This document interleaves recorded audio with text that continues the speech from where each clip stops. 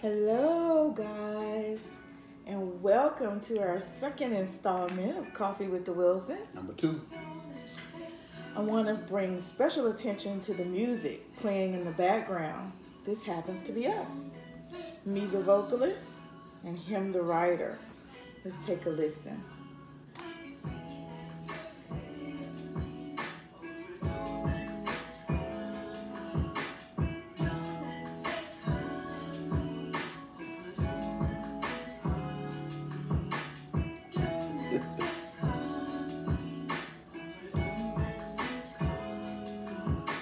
Yeah, so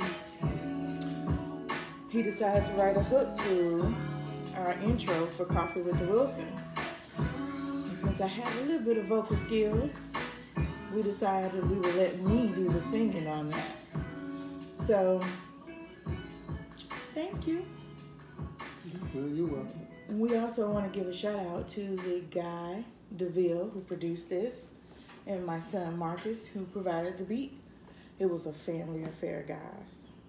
Yeah, it was a family affair. Who else you want to give a shout out to? He would like to give a shout out to Pastor Nikki Boyd for the person that coined the term Coffee with the Wilsons. We were always posting ourselves at the coffee shop, and so she started saying Coffee with the Wilsons. So we kind of just took the name and ran with it. So here we are, Coffee with the Wilsons. Yeah, we were kind of just kicking over some things that we'd like to discuss today. And for the most part, we try to let it be organic. We don't want to write something down. We just want it to flow. And we got to really thinking about the whole philosophy behind the term that was coined by Pastor Nikki, Coffee with the Wilsons. Basically, my wife and I, what we've done is taken it like a business format, right? And we, some kind of way, kind of married or braided marriage, all things marriage, into a business format. So that's basically what Coffee with the Wilsons. We talk about things. We'll go to a coffee shop and we'll sit down. Goals, everything, and we'll talk about what we got to accomplish. As you can see right now, I have a calendar. I'm just using this as an example. We'll say by January 31st, we need to have this done, and we'll talk about ways to get it done, different things like that. So it just happens to work for us, and even if we don't agree, we know the next weekend where will we end up at next weekend? In a coffee shop, right? Yeah. You want to elaborate on that? Yes, it's somewhat practical, but we do not dismiss the spiritual aspects of our union and what marriage means and what it stands for. Right. But we also don't do it in a cookie cutter like fashion. You got to do A, B, C, D in this order. We also don't live by that. We do believe in the blank canvas method, that we're painting our own masterpiece, and it doesn't have to look like anybody else's, and that's okay. And everybody don't have to like it, and that's okay, as long as he and I agree at what we're moving forward with, what we have talked about, what we've discussed. I think we're in good business. That's all God required, that he and I walk together candidly when we agree. That's true. That's what he put out there. Let's back it up a little bit. How was your day today? That's a very important question to ask. So how was your day today? It was pretty good. It was busy. I worked. I went to work. And then I went shopping. That's what I was trying to get to. You went shopping. Exactly, yeah. It took me with her too. I was in a shoe store with her, and I was helping. Now let's be honest. I was sitting down letting her do the shopping. Yeah, he wasn't helping me. He was not helping me, but he was pretty patient, so I appreciate that. He didn't complain. Yeah, because I knew he was getting ready to get to this coffee. And by the way, I need a donut for real. Yeah, sugar rays. We probably won't have these donuts all the time on these installments, because I do have a few, I don't call them resolutions, but a few goals. I'm trying to lose about 20 pounds, so this is certainly not going to help me in that cause. We're doing real good with these donuts. What? Working towards those weight loss goals. Yep. Tell you what, let's where's this thing at? You want me to roll it this time, or you want to roll it? Knock it out. I want to make sure I don't hit the camera. All right. It landed on pray. I know y'all didn't see it, but it landed on pray. So I'll talk about prayer as far as it relates to our what we have going on over here. Typically, Monday through Friday, obviously, is a little different because both of us have full-time jobs. So typically, what we've taken up is starting to, before I leave, because I usually leave out earlier than she does. I leave out about, 5 o'clock, right? Mm-hmm. So I come in here, eat my breakfast or whatever, and then I would go in there with her, and I would pray, over our family, over her day, just praying, some general things, and allowing God to direct us all throughout the day. We definitely pray a lot because we got a lot going on, personal issues, people sick in our family. So obviously prayer is an integral part of what Coffee with the Wilsons is all about. In fact, if it wasn't for prayer, probably wouldn't be no Coffee with the Wilsons, right? Right. You want to add anything to it? Well, I mean, if the kids got a test to take in college, they call him to pray. If they gotta go to court, if they gotta face anything challenging, they call him to pray. And it's because of the life he lived, the life that he lived before them. I believe that when I pray, God hears me, and I believe he answers. And so I don't know if they even realize how big that is when you believe so much in a person's prayer life, and that they've demonstrated and lived before you so much this fruit, that what you do is, when you're in a hard place, good place, rough place, nice place, not so, whatever it is, your thought process is, let me get to this person because I believe this person can reach heaven.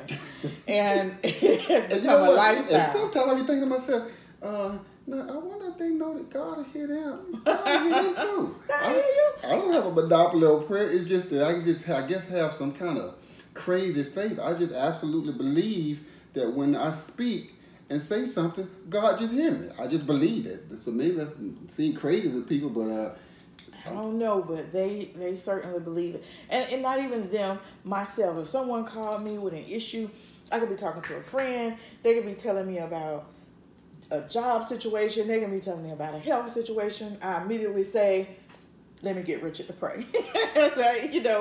So his lifestyle of prayer has kind of impacted our whole unit. We have 6 adult children, and I think it has impacted that whole unit. Somebody texting me to pray for him right now. Right during our recording. We really live tonight. This is live on top of live. But it's cool though. That's what it's about. But I mean, we didn't want it to be so formal that we like programmed. So we're just getting the raw us, what happens on day to day. Let me check my prayer list. But it has become a really big facet, and especially right now with the ministry that we attend, Elevate Life Church. Woo woo. We're on a 21-day fast, and so we, make it our business now, like literally, to make sure we set out this time for God. Not that we weren't doing it before, but trying to do it first, like the first thing you do, the first 15 minutes of your day. I don't know how, and I could be way off, how people live or be married or be parents or do anything and not pray. That's oof. I don't know. Yeah. It has gotten me through some really tough situations, and it have propelled me through some really good ones. So I don't get it. So I believe it's key. I believe it's essential. I believe it's essential for husband and wife to pray together when they're trying to co-rule and do this life together. I believe you need to make time and a place for prayer.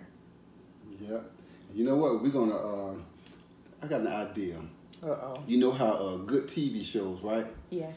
when you get to, you want to find out like who shot JR and all this stuff, how they continue to keep you going and going and going until they so they can keep you watching the show, right? So this right here, really, this is where prayer really came in at. Like we said in the last installment, we are risk takers. We take risks, right? Yeah. And a lot of people probably that know us know that we recently moved back to Jacksonville. What was it, last January, right? December. So we've been back here, I guess, about 13 months. Well, anyway, prior to that, we were living for three years in Birmingham, Alabama, right? And we're going to go into more specifically how we ended up in Birmingham. But let me go back to when I said we were risk takers. Man, we took a risk, right? And I'm just going to give generalities because I want y'all to come back next Saturday for the next installment. But but I took a risk and my wife supported me in that risk. And, bruh, we lost everything. Everything. Cars, houses, credit, everything. Cars. We lost it all. We lost it all. And the prayer, you know what? Because she didn't go to Dick's Sporting Goods and buy no boxing gloves. And I didn't. No. But we know that in another life, that wouldn't have worked out good.